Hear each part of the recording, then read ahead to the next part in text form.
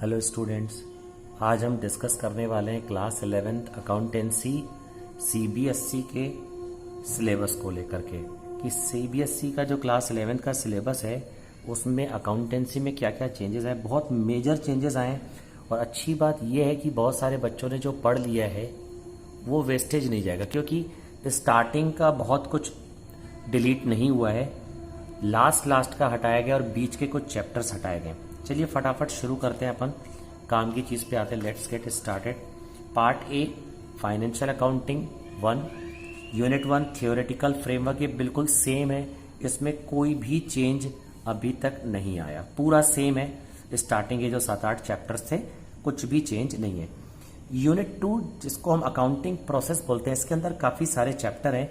उसमें एक बहुत ही इंपॉर्टेंट चैप्टर है बैंक रिकॉन्सिलिएशन स्टेटमेंट। ये चैप्टर में एक आखिरी टॉपिक हटाया गया है। चैप्टर पूरा है, ऑलमोस्ट 95% सेम है, सिर्फ ये टॉपिक हटाया गया। देखिएगा ध्यान से, मैं ये लिख दिया मैंने ये बॉक्स के अंदर, ध्यान दीजिएगा, ये चैप्टर आपको नहीं पढ़ना है। ये चैप्टर उतना रेलेवेंट भी नहीं था, इसको अगर हम नहीं भी पढ़ेंगे तो कोई फर्क नहीं। तो ये समझ लीजिए कि 5% ही उस चैप्टर का डिलीट किया गया है और ज़्यादा कुछ खास नहीं हुआ है। तो पार्ट ए के अंदर यूनिट 1 नो चेंज सेम।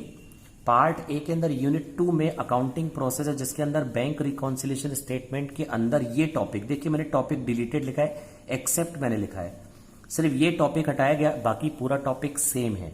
तो टॉपिक क्या है? Bank reconciliation statement with adjusted cash book, ये आपको नहीं पढ़ना है। और पार्ट ए के ही अंदर यानी ये यूनिट 2 मैंने अलग से लिखा हुआ है, accounting for bills of exchange, ये वाला भी जो है आपके बुक में लगभग मान के चलिए ये आपका 2 टॉपिक लास्ट के हटा दिया गया है। और ये बहुत अच्छा काम किया गया है ताकि इसको, क्योंकि ये टॉपिक हटना जरूरी था और इसके अंदर काफ़ी सारी एंट्रीज थी। रेन्यूअल ऑफ बिल के अंदर, रिटायरमेंट ऑफ बिल में फिर भी 2 एंट्रीज थी, तो बहुत ज़्यादा मैटर नहीं करता है, ये कुछ खास नहीं था, 2-3 एंट्रीज ही थी। इसमें काफ़ी सारी एंट्रीज थी, लगभग 8-10 एंट्रीज हो जाती थी कंप्लीट क्वेश्चन की अगर हम बात करें तो। ये हटा के अच्छा किया है। तो ये एक मेजर चेंज है यूनिट 2 में ही। ये यूनिट 2 के अंदर 2 टॉपिक हैं, याद रखिए, बैंक रिकॉन्सिलिएशन और एक आपका है accounting for bills of exchange. ये देख लीजिए, retirement of bill, renewal of bill, ध्यान रखिएगा इस बात का।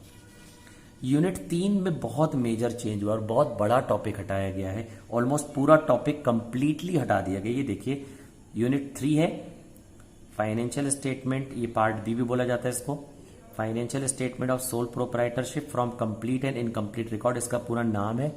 इसके अंदर एक preparation of trading P&L and balance sheet completely हटा दिया गया है, ये टॉपिक पूरा। इसके अंदर 2 टॉपिक थे, पार्ट 1 एंड पार्ट 2, जिसको हम बोलते थे फाइनेंशियल स्टेटमेंट। ठीक है, मैं लिख देता हूं सो दैट आप लोग को डाउट ना रहे। तो financial statement part 1 and part 2 ये दोनों हटा दिए गए।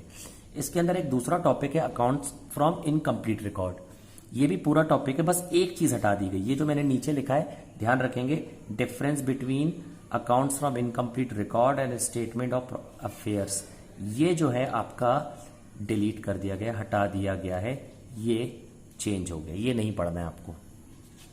तो ध्यान दीजिएगा, ये सब चीजें जो है आपको नहीं पढ़ना है, ये चीजें आपकी चेंज हुई हैं इस साल।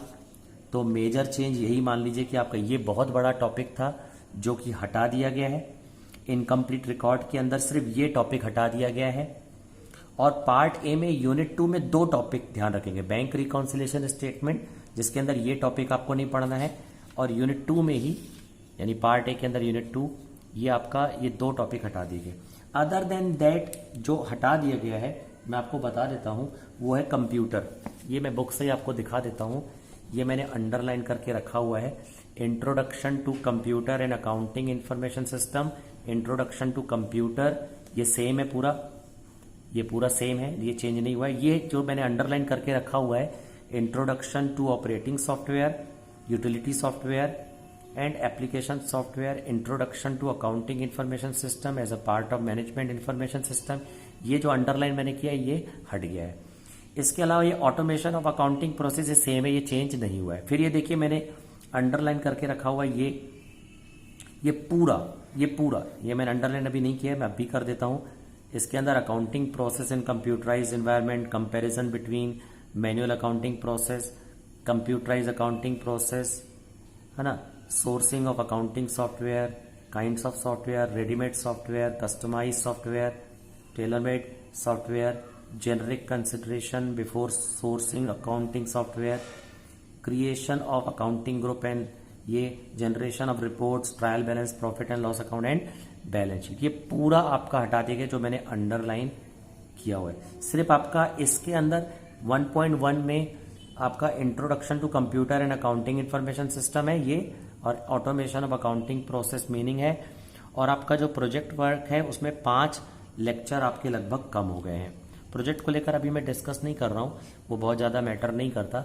ये कुछ चीज़ें मैटर करती थी जिसको लेकर मैंने वीडियो बनाया है।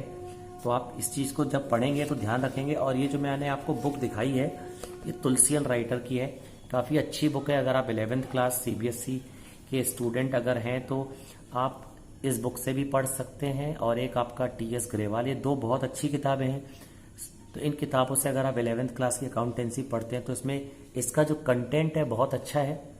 तो ये आप एक बार वीडियो पॉज करके चीज़ें देख लीजिएगा। हालांकि आप सब लोग को पता चल ही गया होगा, फिर भी अगर आपको कुछ इसमें इन्फॉर्मेशन लग रही है अच्छी तो आप इसको ज़रूर ध्यान दीजिएगा इन चीज़ों में। Thank you.